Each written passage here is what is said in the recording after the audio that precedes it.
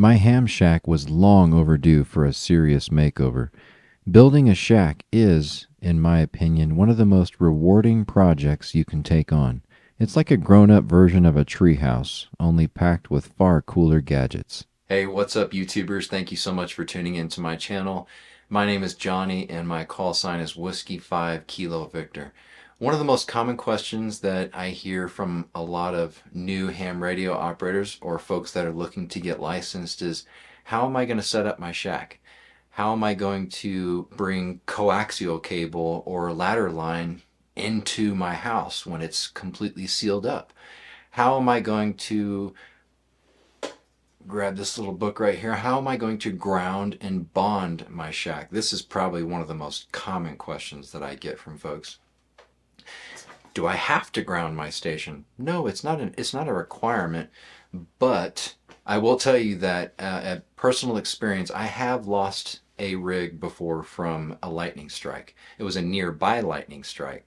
And I don't know about y'all, but if I'm going to invest thousands of dollars into radio equipment, I probably want to take the time to properly ground my station.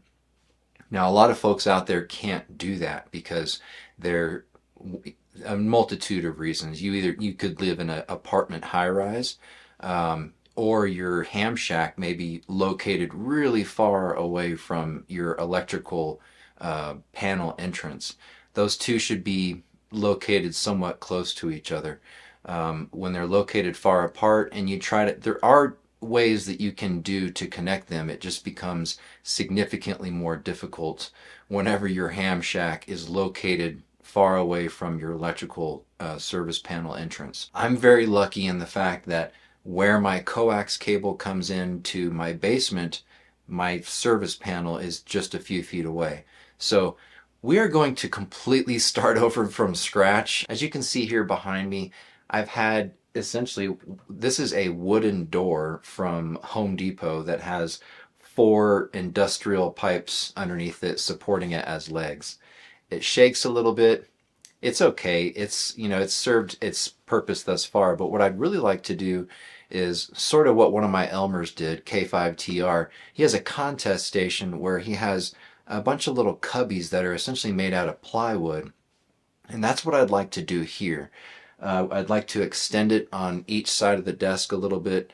I want to keep the door. I'm not going to get rid of it, but then build a hutch, so to speak, with plywood cubbies that I can put radio equipment into, and then route the cables out the back of the hutch so that I don't have a million cables laying up on my desk like I do right now. We're going to do all that from scratch, and I hope that you might get some tips or some tricks from me showing you how I'm doing all of this.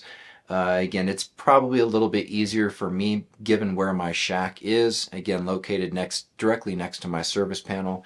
And my coax coming into the house is pretty easy. I just put it through one of the windows using one of those MFJ window feed-through panels, which is a very common item out there.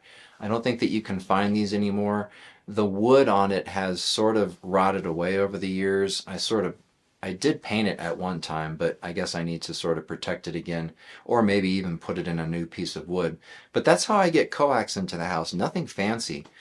In order for me to do anything fancier than that, I would have to literally drill through like 15 inches of concrete or go up through the ceiling and then out through the hardy board siding on the house, which, to be honest with you, I don't feel like cutting a hole in James Hardy siding. It's a pain in the butt. So the window feed-through panel is a great option.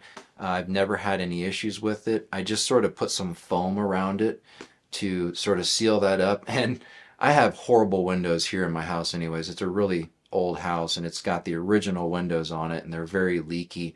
So here in the basement I've actually put some, you can see one up above me right here. It's just that pink foam board insulation, just essentially stuck it in there, and it prevents any sort of drafts and keeps my ham shack actually nice and cozy in the winter. I'm just going to show y'all how I do it, how I go about things, and if y'all have any questions, pop them in the comments below.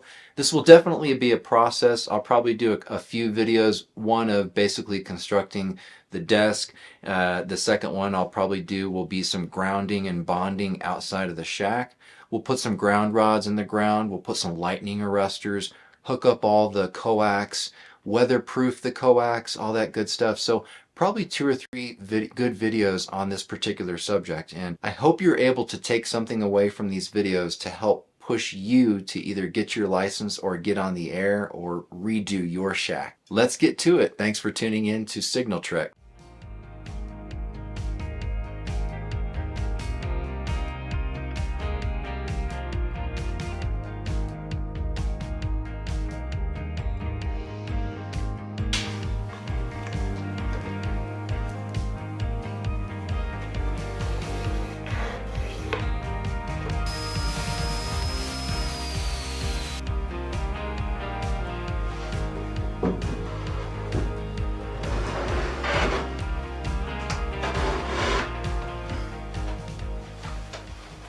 I'm going to set up some custom lengths of coaxial cable so that I don't have extra coils laying around. A coax toolkit has come in handy more times than I can count. You'll also save money by being able to buy bulk cable and install your own connectors. But there's also nothing wrong with buying pre-made cables if that's your cup of tea. I'll give you a sneak peek of the MFJ window feed-through panel that I use. And then we'll make some weatherproof connections using coax seal that I picked up from Ham Radio Outlet down the street. 3M Super 33 also works well and is available at big box stores. Well, this is the finished product. I'm pretty happy with how it turned out. But wait, there's something seriously missing from this picture. That's more like it. A nice little addition to the shack. More videos to come on this amazing radio that I look forward to making worldwide contacts with.